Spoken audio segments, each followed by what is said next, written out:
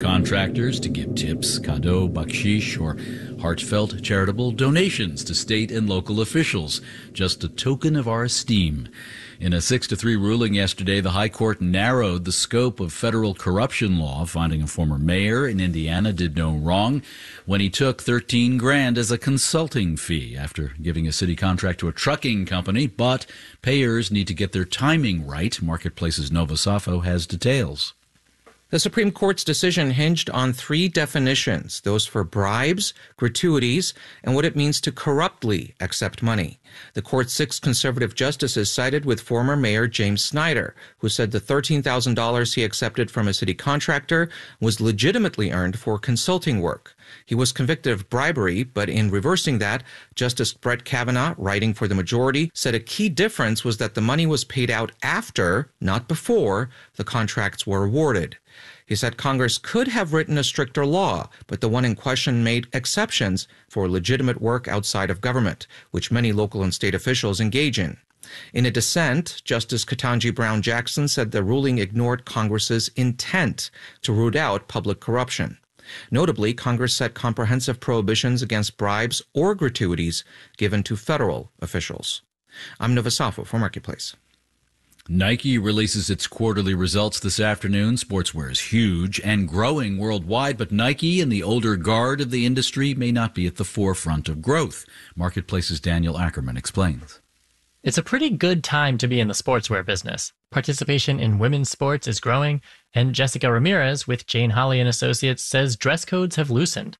We entered a comfort zone in terms of trend quite some years ago.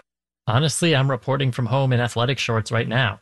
But industry titans like Nike aren't taking any victory laps. Ramirez says cool young upstarts are chasing them down. Think Hoka, Lululemon, and On Running. So everyone's out to get a piece of the sneaker business. And some consumers may see Nike as a dinosaur brand, says Neil Saunders with Global Data. It's still the undoubted leader in market share terms, but in terms of the growth profile, Nike's performance can best be described as lackluster. Nike could win some shine back at the Olympics next month. LeBron James and Team USA will be shooting for gold with the Nike swoosh on their jerseys. It will be a very visible part of the Olympics. It always is. Problem is, those upstart brands will be marketing at the games too. I'm Daniel Ackerman for Marketplace. S&P and NASDAQ futures are down 0.1% each. Stock in the chipmaker Micron is down 5% in pre-market trading now after it forecast high sales for the quarter, but not as high as investors wanted in what should be this artificial intelligence boom that requires a lot of chips. Marketplace Morning Report is supported by Schwab. Schwab knows that investors want control of their financial future. That's why when it comes to wealth management, Schwab is dedicated to giving investors more choices. More at schwab.com.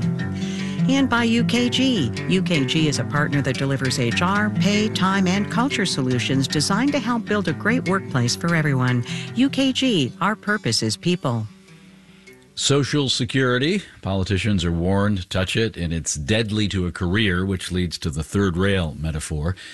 The program's accounting is doing okay for now, but the latest projections point to benefit cuts in 2035 unless Congress takes action. Most agree that the program needs a fix, even if they can't agree on what that solution is.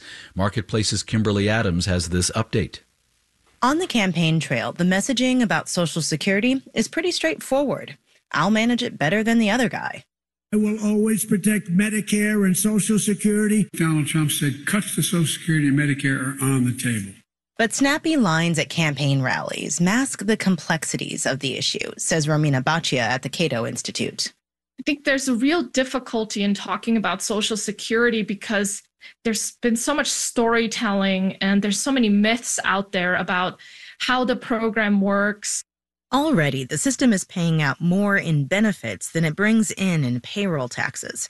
Part of that is due to the combo of lower birth rates and an aging population. Another reason is growing income inequality.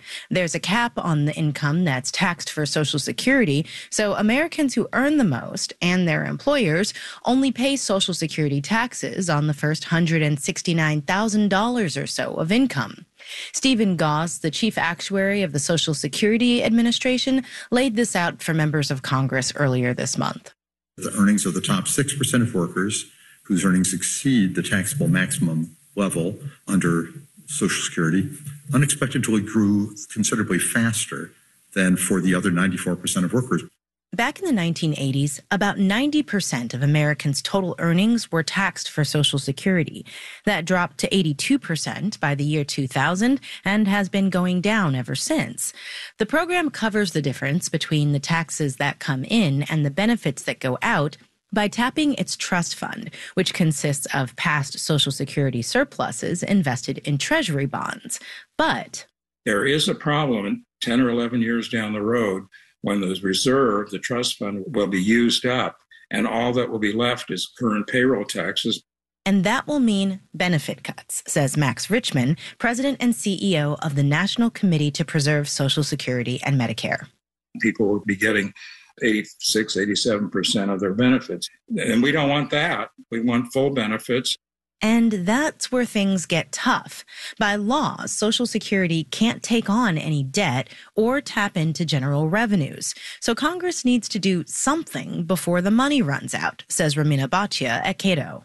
Unfortunately, there is no silver bullet to fixing Social Security that doesn't involve some form of tax increase and some form of benefit cuts, which is why I think it's so important to have an honest conversation. But those kinds of honest conversations are hard to find anywhere in this town. In Washington, I'm Kimberly Adams for Marketplace. And the cost of a 4th of July cookout for 10 people will be either 5% higher this year or 2% higher, depending on whether you look at the U.S. Farm Bureau's higher calculation or Rabobank's lower calculation. Ground beef up 11%, chicken down 4%. Wages are up 4% in the last year. I'm David Brancaccio, Marketplace Morning Report from APM, American Public Media.